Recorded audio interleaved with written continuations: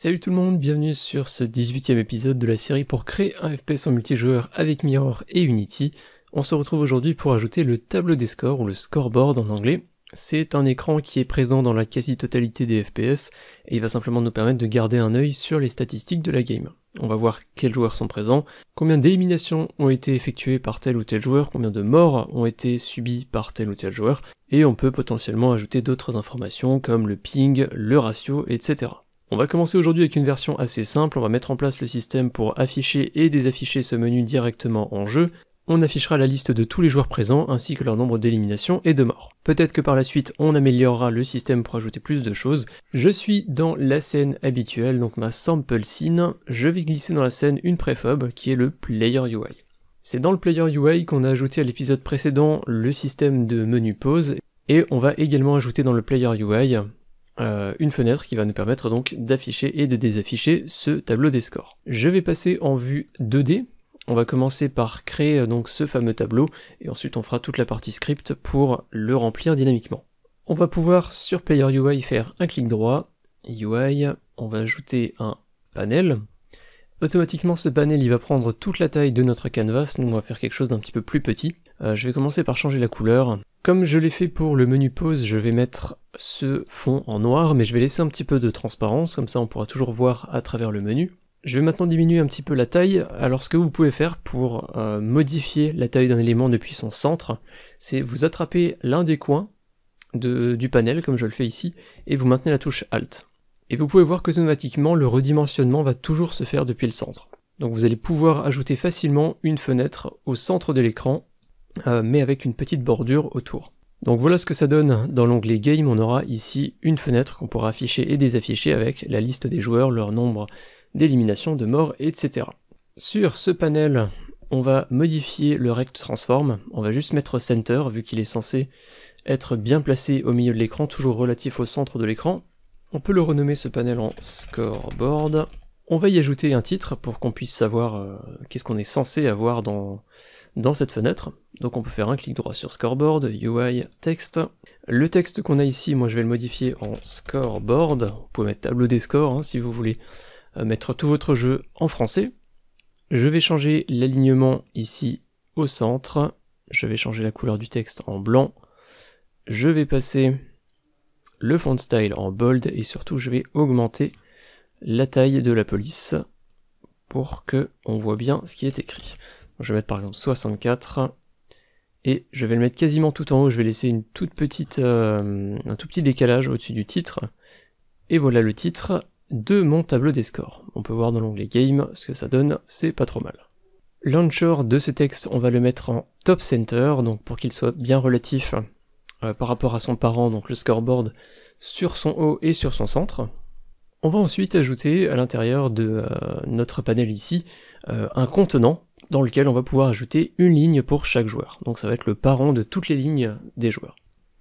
Sur Scoreboard, on va faire un clic droit, on peut faire Create Empty. Sur l'empty qui est apparu, on peut faire comme avant, on choisit l'un des coins, on reste appuyé sur Alt, et on va pouvoir redimensionner ça. Alors, je vais pas faire en sorte de prendre toute la largeur, je vais toujours laisser une petite marge pour qu'on ait de la place, pour pas que le texte soit collé au bord par la suite, et je vais augmenter là aussi, toujours en laissant une marge en bas également. Maintenant qu'on a cet empty, on va pouvoir le renommer en player list. Le texte qu'on avait avant, on peut éventuellement l'appeler scoreboard title. Et on va s'occuper maintenant de player list. On va ajouter un component qui s'appelle un vertical layout group et qui va nous permettre d'aligner à la verticale tous les éléments qu'on va ajouter à l'intérieur. Donc tous les enfants de player list vont s'aligner à la verticale, vous allez le voir après. On va juste modifier le child force expand de height, on va le désactiver. C'est pour qu'Unity ne force pas la modification de la hauteur des enfants de cet objet. Vous allez le voir dans un instant, nous on va vraiment bien définir la taille de nos éléments, et ensuite ce sera une préfab qu'on fera apparaître à l'intérieur de player list. Donc s'il y a 6 joueurs qui sont présents, on va faire apparaître 6 lignes à l'intérieur, donc 6 objets qu'on va dynamiquement configurer. On va donc maintenant créer la fameuse préfab de nos lignes qu'on va faire apparaître. Donc on va commencer par la configurer dans player list, on fait un clic droit, on va faire UI, panel. Ce panel, on va lui ajouter un component layout element pour qu'il soit bien pris en compte par notre système de vertical layout. On va mettre une preferred height de 50 dans un premier temps, on la modifiera peut-être après. Au niveau de height dans le rect transform, pareil, on va mettre 50, et ensuite sur weave, vous pouvez mettre par exemple 100. Vous allez voir apparaître donc le fameux panel, et ensuite vous allez simplement le tirer sur la longueur jusqu'au bout, pour qu'il prenne bien toute la largeur. En termes de hauteur, je vais peut-être un petit peu augmenter, on mettra une ligne d'à peu près cette taille, on va dire 70 dans un premier temps, et on la modifiera potentiellement plus tard. Le preferred height, on va aussi le modifier du coup à 70. C'est donc dans cette ligne qu'on va faire apparaître toutes les informations d'un joueur. Et ce qui va se passer, c'est que là j'ai une ligne, donc on considère qu'il y a un joueur, mais si je duplique panel, donc je le sélectionne ici dans la hiérarchie, et je fais CTRL D, vous allez voir qu'à chaque fois il y a un nouveau panel qui va apparaître, et ce panel va se mettre en dessous. Donc dans chacune des lignes, on peut le voir dans l'onglet Game, on pourra faire apparaître les informations d'un joueur. Je vais enlever tous les panels que j'ai dupliqués, on va en garder juste un pour le moment. Alors à mon avis, j'ai fait peut-être un scoreboard un petit peu trop grand, donc ce qu'on peut faire éventuellement, si c'est le cas chez vous aussi, je vais prendre Player List, je vais diminuer un petit peu sa taille, et je vais bien le replacer ensuite au centre, voilà. Je vais retourner sur mon panel juste en dessous, et je vais modifier également la longueur, je vais l'aligner pour qu'il soit bien de la même taille que le Player List, et voyons voir dans l'onglet Game, c'est déjà un petit peu mieux. On peut éventuellement aussi prendre carrément Scoreboard, et diminuer un petit peu sa taille à l'horizontale, et ensuite bien le replacer au centre. Normalement, tout devrait bien rester configuré. Voilà. On va s'occuper d'ajouter les différents textes, donc dans notre panel, dans notre ligne ici. Ce panel, on va d'ailleurs le renommer en Player Scoreboard Item. On va faire un clic droit, UI, texte. Ce premier texte, on va le décaler tout à gauche. On va changer son anchor ici en middle left. L'alignement à la verticale, on va pouvoir le mettre au milieu. On peut augmenter un peu la taille du texte, on peut d'ailleurs lui faire prendre toute la hauteur. Et on va augmenter le font size. Peut-être même un petit peu plus, 36 par exemple. Je vais ensuite prendre le côté gauche du texte et je vais juste le décaler un petit peu pour qu'on ait un espace ici. On va activer le best fit, qui va nous permettre d'être sûr à 100% que le contenu de ce texte apparaisse. On va modifier le texte en username. Alors, donc en théorie, vous l'avez compris, on doit afficher le nom du joueur ici. Pour le moment, le joueur ne choisit pas son nom, il s'appelle player 0, player 1, player 2, etc. Donc c'est pas très grave, hein, on s'en occupera plus tard du choix du pseudonyme, ça sera pas très compliqué à implanter. Donc voilà, username, on va augmenter un petit peu la taille au cas où le nom serait un peu plus long. Ce texte, on va le renommer en username. On peut ensuite sélectionner username, faire CTRL D pour le dupliquer. Donc on va déplacer la duplication, on va la mettre, on peut la mettre simplement au milieu. On va changer l'alignement ici du texte pour le mettre bien au milieu également à l'horizontale. Dans le texte ici, on va marquer kills, double point, et on peut mettre 999 par exemple, ça va être le nombre d'éliminations. Le rect transform, on va le modifier, on va le mettre en middle center. On va renommer cet élément en kills, et on va dupliquer une dernière fois cet objet, kills, on va le mettre tout à droite. On va changer l'alignement ici en middle right. On va mettre l'alignement du texte sur la droite. Et comme on l'a fait avant, on va mettre ici un petit décalage pour que le texte ne soit pas collé au bord de notre barre d'information. Et si on va dans l'onglet Game, voilà un petit peu ce que ça donnerait. Et comme je vous l'ai montré avant, si vous prenez Player Scoreboard Item et que vous faites CTRL D plusieurs fois, vous voyez qu'on aura pour chaque joueur l'équivalent comme ça d'une ligne avec les informations nécessaires.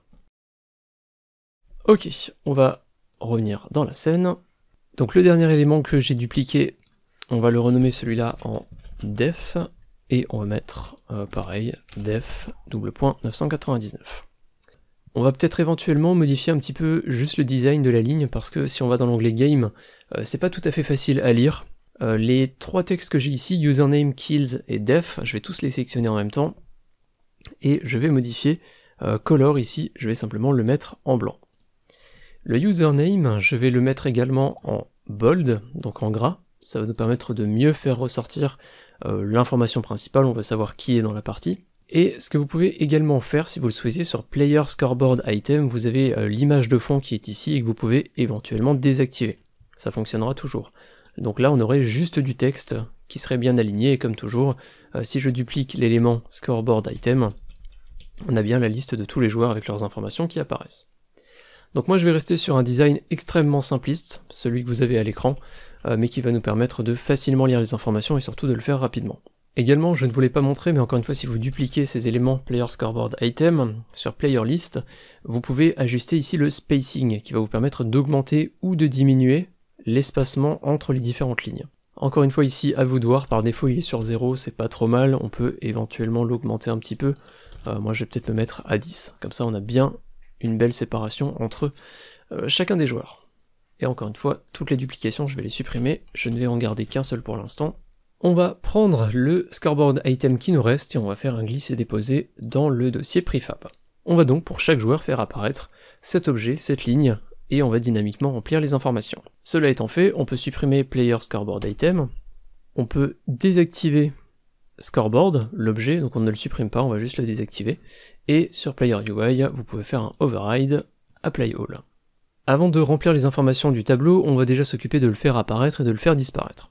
Pour ça, on va fonctionner comme on l'a fait pour le pause menu qu'on a fait à l'épisode précédent, c'est-à-dire que basé sur l'appui d'une touche, on va faire apparaître ou disparaître cette fenêtre. C'est quelque chose qu'on gère depuis Player UI, le script qui est sur l'objet du même nom, donc vous pouvez ouvrir Player UI.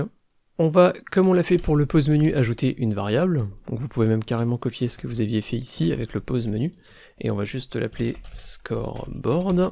On va aller dans la fonction update, et vous voyez ici la condition qui nous permet de faire apparaître et disparaître le pause menu. Alors ce que je vous propose, c'est de fonctionner d'une manière un tout petit peu différente, c'est que très souvent ce qu'on fait avec les tableaux des scores, c'est qu'on les affiche aussi longtemps qu'on reste appuyé sur un bouton.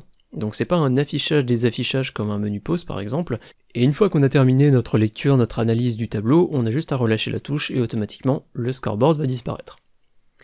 Donc ça va être très simple à implanter, on va vérifier un input, on va vérifier si on appuie sur la touche keycode point, et là vous pouvez choisir la touche que vous voulez. Ce que je vous recommande c'est tab, c'est la touche qu'on utilise le plus souvent pour afficher un tableau, pour afficher les scores, un récapitulatif. Si on appuie sur la touche tab, on va dire scoreboard.setActive true, on va l'afficher. Et au contraire, si on fait un input.getKeyUp, donc quand on relâche une touche, et ça va être forcément keycode.tab, on va ouvrir ça, et l'inverse, donc si on relâche la touche tab, on va faire scoreboard.setActive false. On va juste cacher cet élément. Et en théorie, c'est tout ce qu'on a à faire. On va revenir sur Unity. Sur votre objet Player UI, vous avez donc maintenant une variable scoreboard qui apparaît dans le script Player UI. On va glisser à l'intérieur scoreboard, donc le parent. On va faire override apply all sur Player UI. On peut supprimer Player UI de notre scène, et on va tester. Pour ça, il faut qu'on passe maintenant par la scène offline, donc par le lobby. Vous sauvegardez évidemment la scène habituelle.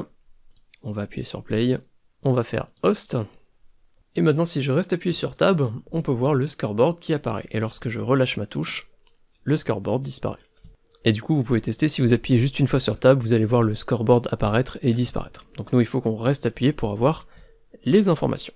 On a maintenant le scoreboard qui apparaît bien lorsqu'on appuie sur la touche adéquate, et il nous reste maintenant la partie un petit peu plus technique qui va nous permettre de remplir ce tableau dynamiquement selon les joueurs qui sont présents dans la scène avec leur nombre de kills et leur nombre de morts. Mais si vous vous souvenez bien de tout ce qu'on a fait dans les épisodes précédents, vous êtes peut-être en train de vous dire où est-ce qu'on va récupérer cette information de toutes les morts et de toutes les éliminations de chaque joueur. Et vous avez bien raison de vous poser la question parce que actuellement ce système n'est pas en place. Il faut déjà qu'on puisse stocker quelque part le nombre d'éliminations et de morts de chaque joueur. Donc on va commencer par ça, et c'est une information qu'on va rajouter dans le script player. Vous pouvez donc ouvrir ce script, et c'est à l'intérieur qu'on retrouve certaines informations sur le joueur, notamment les points de vie qu'il a actuellement. Et un petit peu sur le même principe que les points de vie, on va ajouter deux variables qu'on va mettre en public, qui sont de type int, des nombres entiers, avec kills, et l'équivalent ici, public, int, def. Et ces deux variables, au fil de la partie, on va les incrémenter selon les éliminations et les morts de chaque joueur. Mais il y a une question intéressante à se poser, c'est que maintenant qu'on a ces variables, il faut qu'on puisse les remplir, et comment est-ce qu'on va faire pour les remplir? Comment est-ce qu'on va faire pour détecter qu'un joueur en a éliminé un autre?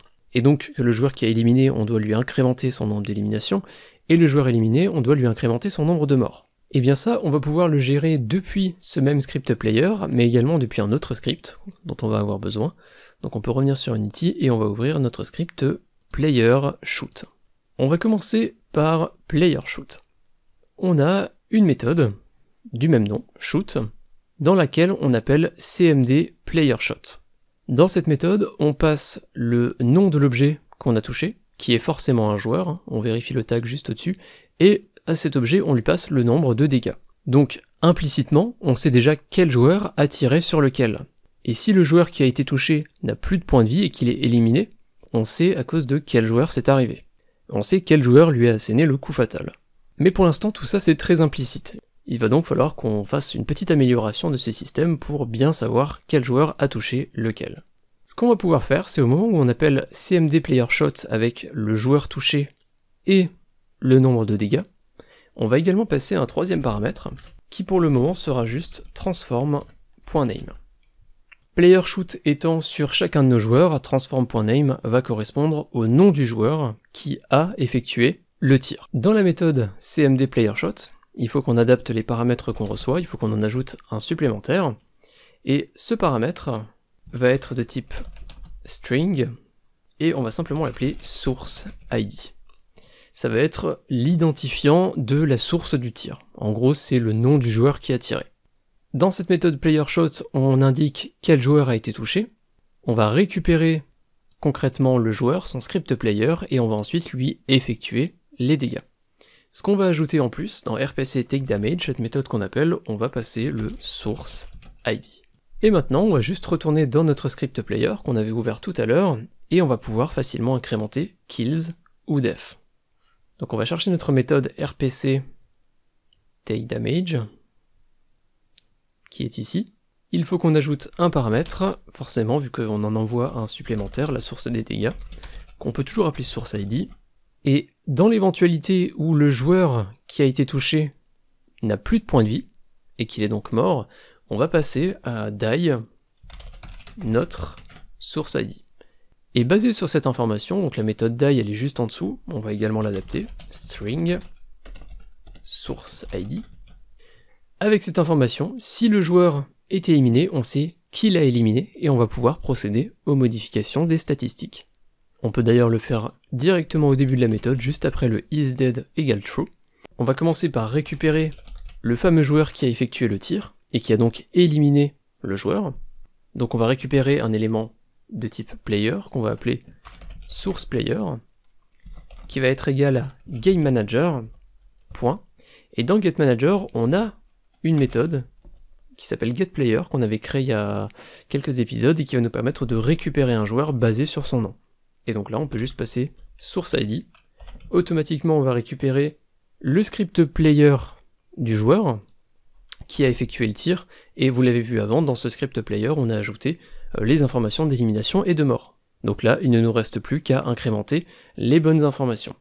On va juste s'assurer que source player n'est pas nul, histoire d'être sûr qu'on a bien récupéré le bon joueur dans le dictionnaire des joueurs qui sont présents.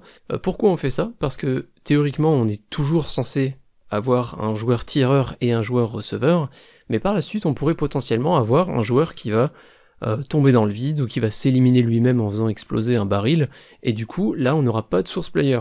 Donc on ajoute cette vérification déjà par sécurité, mais aussi potentiellement pour de futures améliorations. Et si on a bien récupéré un joueur, on va simplement pouvoir faire sourcePlayer.kills++ pour incrémenter. On va ajouter un kill supplémentaire au joueur qui a éliminé le joueur. Et si on ajoute une élimination, il faut aussi qu'on ajoute une mort à un joueur, et ce joueur c'est simplement le joueur actuel. C'est sur le joueur actuel qu'on va lire la méthode die, donc là ça va être tout simple, on fait juste def++, on va incrémenter le nombre de morts. Alors chez moi dans le script player, j'ai toujours la fonction update qui me permet de m'infliger des dégâts. Alors cette condition, je risque d'en avoir toujours un petit peu besoin pour mes tests, donc je vais simplement la corriger, il faut juste que j'ajoute un deuxième paramètre de type string. Donc là vous pouvez mettre ce que vous voulez, vous pouvez mettre nul, vous pouvez mettre une chaîne vide, moi je vais marquer joueur, parce que c'est théoriquement le joueur qui s'élimine lui-même en appuyant sur cette touche. Et on va sauvegarder, on va revenir sur Unity, on va tester ce système, donc vous pouvez faire un file build and run, ou passer par le build settings si c'est nécessaire. Mon instance s'est bien lancée. Donc je vais faire de même sur Unity, je vais aller dans le lobby, je vais appuyer sur Play, je vais hoster une partie, je vais rejoindre avec mon instance client, et on va simplement tester que les statistiques soient bien modifiées. Donc avec l'instance, je vais éliminer l'hôte. Il faudra que je pense augmenter les dégâts de mes armes, on s'occupera de tout ça plus tard. Et du coup directement sur Unity, si je vais dans hiérarchie, player 1, on a notre script player qui est juste ici, et on peut voir que ce joueur ici, sur lequel je suis, le player 1, c'est l'hôte, on peut voir qu'il a bien une mort à son effectif. Et l'autre joueur, le player 2, si je regarde, lui, il a bien l'inverse, il a un kill, il a une élimination. Le player 2, c'est l'instance, c'est celui qui a rejoint en deuxième. Donc c'est parfait, on a maintenant un moyen de traquer le nombre d'éliminations et de morts de chaque joueur. Ce qui veut dire que on va pouvoir maintenant s'occuper du remplissage de notre tableau des scores. Vous pouvez donc arrêter le mode play et également couper l'instance que vous avez buildée. On va revenir dans notre sample scene et on va reglisser notre player UI dans la hiérarchie. Dans player UI, on retrouve donc maintenant notre scoreboard qui est désactivé par défaut et on va ajouter un component dessus qu'on va appeler scoreboard, qui est un nouveau script en C#. Ce script scoreboard, vous allez pouvoir l'ouvrir et vous allez effacer la void start et update dont on n'aura pas besoin. On va avoir besoin, nous, de deux autres méthodes. La première, ça va être la méthode onEnable, et l'autre, ça va être la méthode onDisable. Pour rappel, la méthode onEnable se lie à chaque fois que l'objet est activé. Et vous l'avez vu chez nous, on active l'objet lorsqu'on reste appuyé sur la touche Tab. Et lorsqu'on va lâcher cette touche, l'objet va se désactiver, et c'est alors onDisable qui va se lire. Donc ces méthodes sont parfaites pour nous, elles vont se lire lors de l'activation du tableau et la désactivation du tableau. La question maintenant, c'est qu'est-ce qu'on va faire à l'activation et qu'est-ce qu'on va faire à la désactivation. Donc à l'activation, c'est plutôt logique, on va commencer par récupérer une array de tous les joueurs du serveur. Une fois qu'on a récupéré l'array avec tous les joueurs, on va faire quoi? On va simplement looper sur cet array, on va boucler dessus, donc loop sur l'array, et mise en place d'une ligne pour chaque joueur. Donc d'une ligne de UI, c'est la ligne qu'on a ajoutée avant et dont on a fait une préfab. Et par ça, je sous-entends également le remplissage de la ligne avec les bonnes données, donc avec le bon nombre de morts, le bon nombre d'éliminations et le nom du joueur. Puis qu'est-ce qu'on va faire dans onDisable? On va simplement vider notre liste. On va vider / nettoyer la liste des joueurs. Et ensuite, lorsqu'on réactivera plus tard le tableau des scores, on va de nouveau récupérer tous les joueurs, de nouveau looper sur l'array qu'on a créé et remplir à chaque fois avec les bonnes données. Ça nous permet de mettre à jour le tableau en temps réel et uniquement lorsqu'on le souhaite, sans avoir à créer une boucle qui va tourner en fond et qui va mettre en permanence à jour les tableaux. Voilà le but. Comment est-ce qu'on va faire ça? On va commencer par la première ligne là, récupérer une array de tous les joueurs du serveur. Ça peut paraître compliqué comme ça, mais en réalité on l'a déjà, cette information, et elle est dans le Game Manager. Donc vous pouvez aller sur l'objet Game Manager et ouvrir le script du même nom, Game Manager. À l'intérieur, on a un dictionnaire ici qui contient la liste de tous les joueurs. Ce dictionnaire s'appelle Players. Et cette liste, elle est automatiquement mise à jour lorsqu'un joueur arrive, on va directement l'ajouter à la liste, et lorsqu'un joueur part, on va directement le retirer. Donc c'est un système qu'on avait mis en place il y a déjà pas mal de temps avec nos méthodes register et unregisterPlayer. On a une méthode, on l'a vu tout à l'heure, getPlayer, qui nous permet de récupérer un seul joueur basé sur son ID, donc sur son nom actuellement, et on va créer en fait simplement un équivalent juste en dessous. On va créer une méthode publique statique, toujours avec player, mais cette fois-ci c'est une array qu'on veut récupérer, on veut récupérer tous les joueurs qui sont sur le serveur. Donc on va récupérer tout ça sous forme d'array, on va pouvoir appeler cette méthode getAllPlayers, et pour récupérer tous les joueurs du dictionnaire, il va falloir qu'on utilise une petite librairie. Donc tout en haut, vous pouvez ajouter un using link. Link permet de faire des requêtes, un petit peu comme des requêtes SQL, qui vont nous permettre de récupérer et de formater des données. C'est vraiment très proche du SQL, si vous connaissez, on va également pouvoir jouer sur l'ordre des éléments d'une liste ou d'une array, basée sur telle ou telle information. Donc c'est une librairie qui est très puissante, qui est très très utile, et chez nous, dans getAllPlayers, on va juste faire return players, donc ça c'est notre dictionnaire, point values, point, et là on est censé me proposer toArray, mais j'ai vu tout à l'heure que je me suis trompé. On va bien utiliser link, mais elle se trouve dans system.link. Donc il faut bien préciser le mot-clé system, et ensuite players.values.toArray. Pas besoin d'ajouter d'argument, et notre méthode va être utilisable. Donc toArray, c'est une méthode qui se trouve dans la librairie link, et le problème de values, c'est qu'il va nous renvoyer un dictionnaire, il va pas nous renvoyer une array, et pour nous ce sera beaucoup plus pratique d'avoir une array, on aura juste à boucler dessus et à afficher les informations de chaque élément. On va sauvegarder ça, on va revenir dans scoreboard. Donc la fameuse array avec tous les joueurs du serveur, c'est nickel, on a déjà de quoi la récupérer. Donc on va la créer, on va vouloir une array de type player, qu'on va appeler players, et qui va être égale à GameManager.getAllPlayers. Donc très facilement, on retrouve maintenant dans scoreboard la liste des joueurs.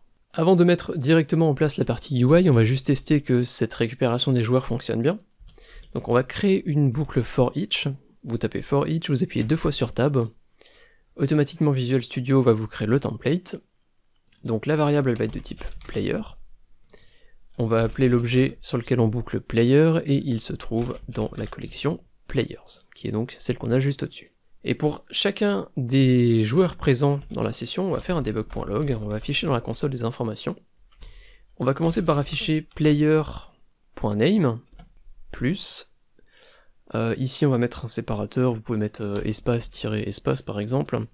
On va ensuite afficher player.kills, plus, on va encore une fois mettre un petit séparateur, et on va mettre, pour terminer, plus player.kills.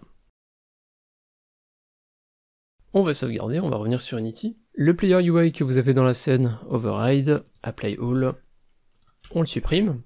On peut éventuellement faire un file build and run juste pour tester rapidement avec 2 instances pour vérifier que on récupère bien tous les joueurs sans exception avec leurs paramètres. Mon instance est prête, je vais aller dans mon lobby, je sauvegarde évidemment, j'appuie sur play, host, je vais rejoindre avec l'instance. L'instance va éliminer l'hôte, juste pour qu'on ait bien une différence dans les statistiques. Et maintenant, on va retourner sur l'hôte, je vais effacer la console. Et si j'appuie maintenant une fois sur tab, on peut voir dans la console qu'on a player1-00, player2-11. Alors, c'est pas normal, on devrait avoir 1-0 et 0-1, ou l'inverse, sauf que chez moi je me suis rendu compte que j'ai fait une erreur, et j'ai affiché player.kills 2 fois. J'aurais dû faire player.kills et player.def. Donc c'est une petite erreur de ma part, mais c'est pas très grave, on voit bien que pour chaque joueur on a bien un debug.log qui est apparu avec le nom du joueur, le nombre de kills et le nombre de morts. Donc j'ai modifié, j'ai sauvegardé, de toute façon ce debug.log va disparaître, donc c'est pas très grave. Je peux refermer l'instance, et vu que j'ai sauvegardé, ça rebuild sur Unity, et je vais avoir plein d'erreurs, mais c'est pas très grave, c'est tout à fait normal. Je peux arrêter le mode play. Maintenant qu'on voit qu'on a bien récupéré dans Scoreboard les informations des joueurs de notre session, il ne nous reste plus qu'à bien mettre en place le système de Scoreboard avec une ligne par joueur et les bonnes informations. Donc cette ligne à la limite, qu'on a mis tout à l'heure juste pour tester, vous pouvez déjà l'enlever. Comme je vous le disais, ce qu'on veut faire, c'est que pour chaque joueur, on doit faire apparaître dans le tableau une ligne avec les informations. Donc il faut qu'on fasse un instantiate et qu'on fasse apparaître la fameuse préfab qu'on a créée un petit peu plus tôt. Pour faire apparaître cette préfab, il faut qu'on ait une référence. Donc on va créer une variable qu'on va marquer en serializeField de type GameObject et qu'on va appeler player scoreboard item, et on va tout de suite en profiter pour créer une autre variable, toujours en serializeField, qui elle sera de type transform, et qu'on va appeler player scoreboard list, et qui va en fait correspondre à l'objet du même nom. Donc si je vais dans sample scene, je vais de nouveau glisser player UI dans la scène. Dans Scoreboard, on retrouve player list. Donc c'est ce que je vous disais, player list, c'est en fait le parent, c'est l'objet qui va contenir à l'intérieur toutes les lignes pour chaque joueur. Donc on aura besoin de cette information dans quel objet on veut faire apparaître les différentes lignes. Donc on va directement l'ajouter maintenant. Ensuite, dans notre for each, ici, on va créer une variable de type GameObject, qu'on va appeler itemGeo par exemple, et qui va être égale à instantiate. On va faire apparaître player scoreboard item, donc la fameuse ligne, et on va la faire apparaître dans son parent, et son parent c'est player scoreboard list. Voilà pourquoi on avait besoin de ces deux variables en haut.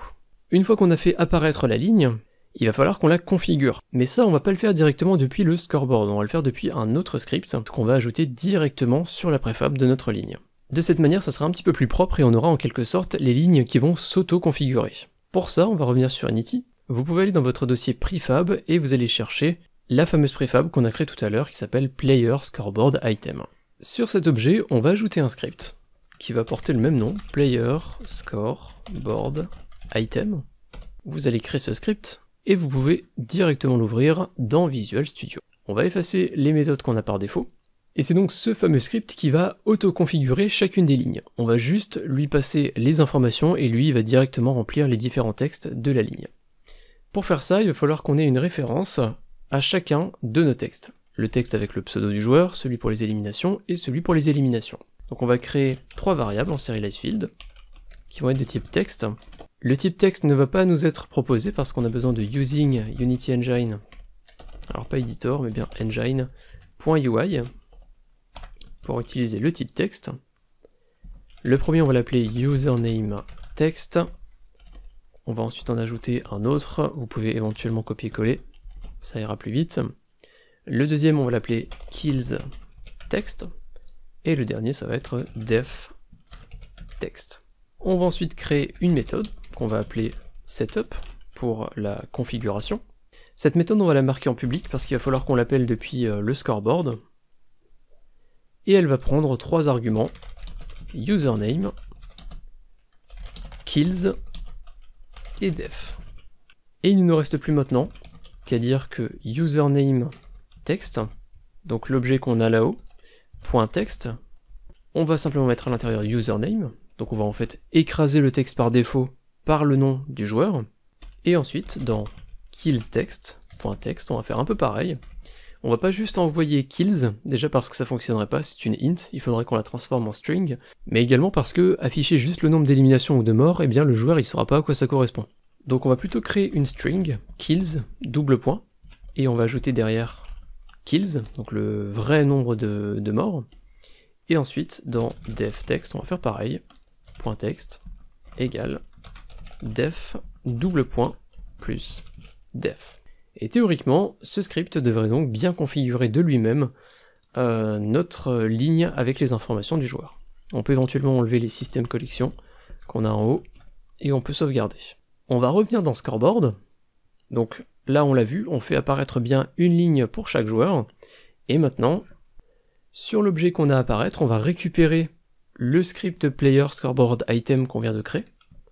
Donc on va créer une variable, Player Scoreboard Item, en majuscule, c'est bien la classe qu'on va récupérer, on va juste l'appeler item, et pour le récupérer, on va se baser sur itemGeo, qu'on a fait apparaître au-dessus, point getComponent, on va récupérer le component de type Player Scoreboard Item, on va vérifier qu'on a bien récupéré le script, donc on vérifie que item est différent de nul, comme d'habitude, par sécurité, pour être sûr que le script soit bien présent, et si on l'a bien récupéré, on va dire item.setup. On va appeler la méthode qu'on vient de créer en passant player.name, player.kills et player.def. Maintenant que j'y pense, étant donné que la ligne va s'auto-configurer, on va faire plus simple, on va juste envoyer player dans setup, et dans notre script player scoreboard item, ici on va juste récupérer player, donc de type player, et ici on va mettre player.name,